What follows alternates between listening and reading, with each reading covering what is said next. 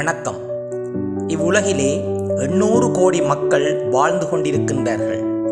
நீங்களும் இந்த உலகின் எங்கோ ஒரு மூலையில் வாழ்ந்து கொண்டிருக்கின்றீர்கள்.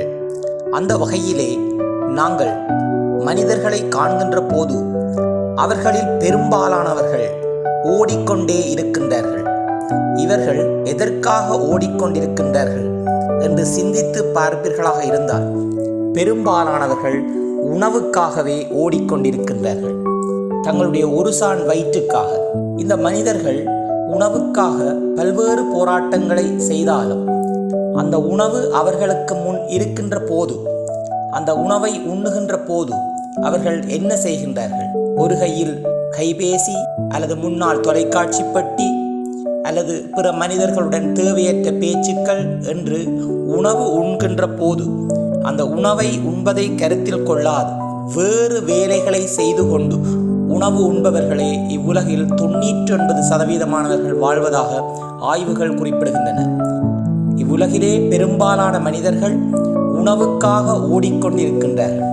அதற்காக பெரும் போராட்டம் செய்து கொண்டிருக்கின்றார்கள். அப்படியிருந்தும் அதே உணவு கிடைக்கின்ற போது, அந்த உணவை உண்ணுகின்ற போது அதை விடுத்து வேறு ஒரு வேலையில் அல்லது வேறு ஒன்றை பற்றி மனம் எண்ணிக்கொண்டிருக்கின்றது. இது மிகவும் தவறானதாகும். நாம் உணவை உண்ணுகின்ற போது முதலில் எமக்கு கிடைத்த உணவுக்கு மனதார நன்றி சொல்ல வேண்டும். நாம் உணவை உண்கின்ற அதே நேரத்தில் இவ்வுலகில் எத்தனையோ பேர் உணவுக்காக ஏங்கிக் கொண்டிருக்கின்றார்கள். ஆகவே கிடைத்த உணவிற்கு முதலில் நன்றி சொல்லி பழக வேண்டும். அத்தோடு உணவு உண்பதற்கு குறித்த நேரத்தை ஒதுக்க வேண்டும். அந்த உணவை ரசித்து ருசித்து உண்ண வேண்டும். அந்த உணவிலேயே எமது கவனம் இருக்க வேண்டும். அந்த நேரத்தில் நாளைய செயற்பாடுகள், இன்று மாலை என்ன செய்ய வேண்டும் என்ற எதிர்கால திட்டமிடல் எதுவுமே இருக்கக்கூடாது. உணவு உண்ணுகின்ற போது உணவை பற்றிய சிந்தனை மட்டுமே இருக்க வேண்டும். ஆனால் எம்மில் பலரிடம் இது இருப்பதில்லை.